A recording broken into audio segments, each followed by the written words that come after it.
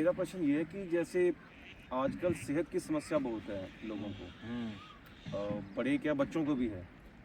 I mean जैसे कुछ बच्चे 10 साल के हैं, उन्हें यानी कि उनको डायलिसिस की दिक्कत है, या किसी को किडनी की दिक्कत है, किसी को लीवर की दिक्कत है। शुगर भी है बच्चों में, शुगर जी हाँ, शुगर बहुत बहुत आ रही है, यानी कि जन्म के 5 साल 10 साल बाद भी।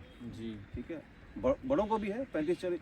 जो बीमारी पहले 50-60 साल उम्र के बाद जो उस टाइम पे आती थी, वो अब 20-25-30 में आने लगी है। जैसे कहें कि बुढ़ापा थोड़ा जल्दी आने लगा है। जल्दी देखो इसके बारे में। आपका मुख्यतः प्रश्न यही है कि सेहत कैसे अच्छी रखी जा जी, सके, जी। बीमारी कोई भी हो। बीमारी देखिए, कुछ एक बीमारियां तो किसी इंसान के बस में नहीं है, भगवान के बस में है। हमारे कर्मों के अनुसार हमें उसका फल भोगना पड़ता है। जी जी, है ना। मान लीजिए हमने नदी के साथ अच्छा व्यवहार नहीं किया अपने इस जीवन में, यहाँ पर गंदगी गिराई, जी माता के साथ अत्याचार किए, माता की बात नहीं पूछी, उसकी बेसिक जरूरतें नहीं पूरी की, कभी उसका आशीर्वाद ही नहीं लिया। चाहे माता कपत्ती हो, मैं कहता हूँ झगड़ालू हो, लेकिन माँ तो माँ है ना, जन्म दिया है उसने, है ना। तो हमारा कर्तव्य, हम ऋणी हो जाते हैं उसके। आप अपनी तरफ से माँ अगर झगड़ालू भी हो, प्रेम ना भी करते हो, बस नमस्कार ही करते रहो। जरूरत हो माता जी आपको कुछ चाहिए पूछ लो, ये नहीं पूछा तो अब उसकी जन्म कुंडली में इस जन्म के जो कर्म थे वो आ गए कि हाँ भी तेरा चंद्रमा खराब है, तूने अपनी माँ की बात नहीं पूछी, तूने सृष्टि को भी नुकसान पहुंचाया। तो अब चंद्रमा से जुड़ी हुई बीमारियां उसको मिल गई। मान लीजिए उसका हार्ट खराब हो गया, जी जी, है ना। तो कई बीमारियां तो ऐसी हैं जिस पे हमारा कोई बस नहीं है। ठीक है जी। पश्चाताप करवा सकते हैं, जो बीमारी हो उसके अनुसार उससे जुड़े हुए ग्रह का उपाय करवा दें। मुख्य तौर पर किसी व्यक्ति की सेहत अच्छी रहे तो इसके लिए पहले थोड़ा सा ना भूमिका को समझ लें, उसमें आसानी होगी।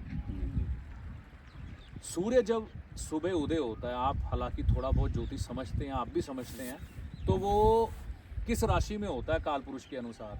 हाँ, मेष में। मेष में होता है, यानी कि जब भी सूर्य उदय होता है लगन में होता है। लगन, ठीक है। उदाहरण के लिए सबको समझ आ जाएगा, लगन में। मुख्य तौर पर हम उसको काल पुरुष के अनुसार कहते हैं मेष राशि। मेष राशि किसकी है? मंगल की। मंगल का क्या स्वभाव है? मेहनत, उठना, बल, पराक्रम। बल जी। मंगल के देवता कौन है? हनुमान जी। हनुमान जी को अखाड़े के साथ जोड़कर देखा जाता है। तो जो व्यक्ति जिम नहीं कर रहा, योगा नहीं कर रहा, अखाड़े में नहीं जा रहा, किसी तरह पैदल नहीं चल रहा, कोई ऐसा काम नहीं है उसके पास जिसमें शारीरिक दम ज़्यादा लगे, क्योंकि आज नहीं लगेगा, आज वो चीज़ें ख़त्म होगी, वो बातें करेंगे तो हम बेवकूफ़ हैं। बिल्कुल। तो वो जिम चला जाए, वो योगा कर ले, वो किसी तरह से भी अपने शरीर को हिला ले। पहली बात तो ये।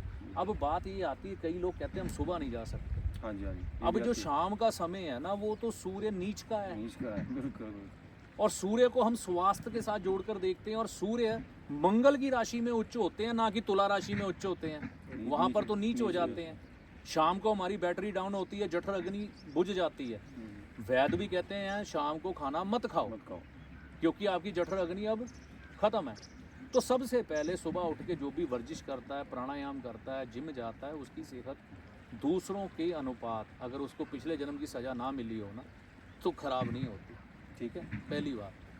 और इनको अच्छा रखने के लिए सूर्य और मंगल के उपाय करो जी। सूर्य के उपाय के तौर पर क्या किया जा सकता है? भगवान सूर्य को जल दें, गायत्री मंत्र का जाप करें।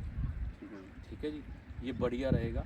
हनुमान चालीसा करें, कभी कभी, रोज़ करने की ज़रूरत नहीं। कई बार क्या होता है, हनुमान चालीसा करने वाले फंस जाते हैं। कई लोगों के मंगल बद्ध है, 95% लोगों के मंगल बद्ध हैं, तो वो हनुमान चालीसा करते हैं, उनको गुस्सा आने लग पड़ता है। जैसे आपने कहा कि कई लोग ज़्यादा करते हैं हनुमान चालीसा, वो फंस जाते हैं। कृपया दर्शकों को थोड़ा खोल दें ये चीज़ भी कैसे। हाँ, मंगल जब बद्ध होगा, देखो मंगल नेक और मंगल बद्ध। मंगल नेक के देवता है हनुमान जी जी, और मंगल बद्ध के जो देवता हैं वो भैरव महाराज है एक तरह से। ठीक है जी। मतलब जब हम मंगल बद्ध को एक्टिव करते हैं जी, तो जीवन में प्रॉब्लम्स आती है। तो हनुमान चालीसा अब जो लोग करने के आदी हैं, अगर उनका मंगल बद्ध है तो सबसे पहले अगर उन्होंने करना है तो अपनी एक आदत को बदल लें। वो आदत ये है कि पहले राम जी का 3 बार नाम लें। ठीक है जी। जय श्री राम, जय श्री राम, जय श्री राम, जय श्री राम। हनुमान जी का चालीसा सामने रख के फिर चालीसा शुरू करें।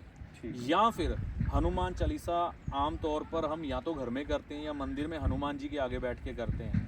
आप भगवान विष्णु जी के या राम जी के आगे बैठ के करें, क्योंकि हनुमान जी तो उनके सेवक हैं बिल्कुल। और राम जी ने जो नेगेटिव ऊर्जा है, यानी कि जो राक्षसी शक्तियां थी, उनका विनाश किया था। बिल्कुल। तो उनके ओरा में, उनकी जहाँ पर प्रतिमा होती है वहाँ मंगल वध की ऊर्जा नहीं आती। तो जब हम उनके सामने ये पाठ करेंगे हनुमान चालीसा का, तो इससे अच्छा असर आएगा। ठीक है जी। अगर करना है तो इस तरीके से करें, नहीं तो मंगलवार के दिन ही करें राम जी के आगे बैठ के। ठीक है जी। ठीक है ना, तो ये सही रहता है। नहीं तो वही फिर मंगल वध की ऊर्जा आप पर हावी हो जाती है। जी। और ये उपाय आप करके चल सकते हैं। और इसके साथ साथ आप ये कोशिश ज़रूर करें कि आप सप्ताह में कम से कम एक दिन ही चाहे किसी भी ग्राउंड में दौड़ें, ठीक है जी। अगर भाग सकते हैं तो ये सबसे बढ़िया है। मतलब जितना हो सके आपके शरीर से पसीना निकलना चाहिए, ये हनुमान जी की शक्ति है। ठीक है जी। तो फिजिकल एक्टिविटी जारी रखें। देखो, ज्योतिष को सिर्फ आप उपायों की दुकान मत समझो। ठीक है जी। ज्योतिष ये समझने के लिए है कि हम मानवों को जीवन कैसे जीना चाहिए, बिल्कुल। ना कि कोई नग, कोई अंगूठियां पहना के हमने अपना व्यापार चलाना है। बिल्कुल जी। ठीक है ना, तो जब ज्ञान ही नहीं जनता को सही मिलेगा तो वो भ्रमित तो रहेगी। हाँ जी, वैसे भी अखाड़ों में या पहलवानों की कहावत है या फिटनेस में भी कि मेहनत तब तक मेहनत नहीं गिनी जाती तब जब तक आपको पसीना नहीं आता। पसीना नहीं आता। जब पसीना आएगा, आपका खून का दौरा बढ़ेगा, हाँ, तभी वो मेहनत गिनी जाती है। बस वही चीज़ को समझना है। चीज़ का, तो ठीक। बाकी ये आप हनुमान चालीसा करिए उस समय राम जी के आगे बैठ के। क्या बात है। और कभी कभी गेहूँ जी। भगवान विष्णु जी के चरणों में अर्पित करिए, जी। साथ में गुड़। साथ में भी, ठीक है। जैसे कि आप 1.25 किलो गेहूं ले लें, उसके ऊपर एक गुड़ का टुकड़ा रख लें, जी। और स्वास्थ्य के लिए उसके ऊपर आप 1 रुपया भी रख सकते हैं। क्या बात है। वो भगवान को श्रद्धा से अर्पण करें, उनसे मांगे सेहत। ठीक है। और गौशाला जाके बुधवार के दिन हरा चारा खिला के गौ माता को आने से भी लाभ होता है सेहत के क्या? मामले में। ठीक है। और आपके घर में गिन लें महीने में कितने मेहमान आए हैं, है ना, जी, जी। उतनी रोटियां मीठी बना के अगर आप कुत्तों को खिला देते हैं तो वो भी बढ़िया है। क्या बात है। तो ये भी किया जा सकता है। बाकी ज़्यादा सेहत की समस्याएं हों तो आप एक पीला हलवा कद्दू आता है, बिल्कुल जी।